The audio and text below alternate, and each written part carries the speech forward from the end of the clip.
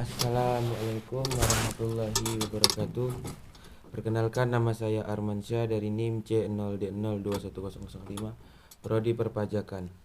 Di sini saya akan membahas tentang konsep tetap di dalam akuntansi perpajakan.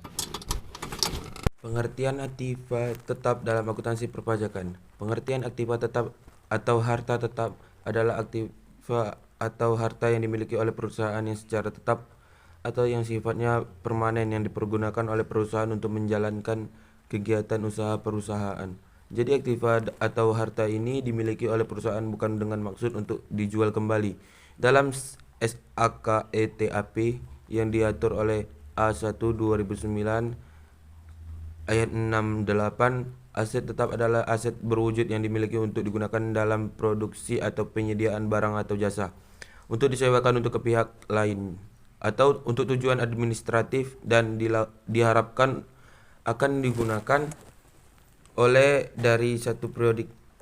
SAK menggunakan istilah aset tetap. Sedangkan menurut pasal 11 UU PPH nomor 36 tahun 2008, aset tetap adalah harta berwujud yang dapat disusutkan dan terletak berada di Indonesia, dimiliki dan digunakan untuk mendapatkan, menagih dan memelihara penghasilan yang merupakan objek pajak serta mempunyai lebih dari 1 tahun. Akuntansi pajak atau penjualan aset tetap. Perlakuan akuntansi atas penjualan aset tetap dilakukan dalam prosedur penjualan aset tetap dengan 3 langkah, yaitu 1. Update nilai buku aset tetap yang dijual, 2. Hapus aset tetap, dan yang terakhir tambah pelapor laba atau rugi penjual aktiva tetap. Berdasarkan UU PPH nomor 36 tahun 2008, pengeluaran untuk memperoleh harta berwujud yang mempunyai masa manfaat lebih dari 1 tahun harus dibebankan sebagai pengeluaran untuk mendapatkan, menagih, dan memelihara penghasilan dengan menggolongkasikan pengeluaran tersebut selama masa manfaat harta tersebut melalui penyusutan. Penggunaan metode penyusutan harus dilakukan secara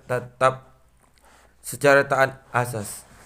Akuntansi atas pajak penyusutan aset tetap dalam SAK yang diatur oleh IAI 2009 70-73. Metode yang dapat digunakan adalah sebagai berikut. Yang pertama kali, metode lurus, menghasilkan pembebanan dan yang tetap selama umur manfaat aset dijadikan nilai residunya tidak berubah. Dan yang kedua, metode saldo menurun, menghasilkan pembebanan yang menurun selama umur manfaat aset. Yang ketiga, metode jumlah unit produksi, menghasilkan pembebanan berdasarkan pada penggunaan atau output yang diharapkan dari suatu aset. Akuntansi pajak atas sewa aset tetap. Yang pertama kali yaitu sewa pembiayaan atau finance. Suatu sewa diklarifikasikan sebagai sewa pembiayaan apabila sewanya tersebut mengalihkan secara substansial seluruh manfaat dan risiko pemilik aset. Yang kedua, sewa operasi, operations leads. Suatu sewa diklarifikasikan sebagai sewa operasi apabila dalam sewa tersebut tidak mengalihkan secara substansial seluruh manfaat dan risiko pemilik aset. Dan yang terakhir, yang ketiga, transaksi jual dan sewa balik, sales and leaseback. Transaksi jual dan sewa balik harus diperlakukan sebagai 2 transaksi yang terpisah, yaitu transaksi penjualan dan transaksi sewa.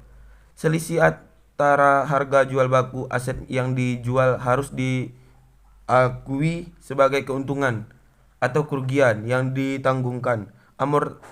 Amortisasi atas keuntungan kerugian yang ditanggungkan harus dilakukan secara profesional, dan beban penyusut aset sewa apabila termasuk jenis sewa pembiayaan, atau secara profesional dengan beban sewa apabila termasuk jenis sewa operasional.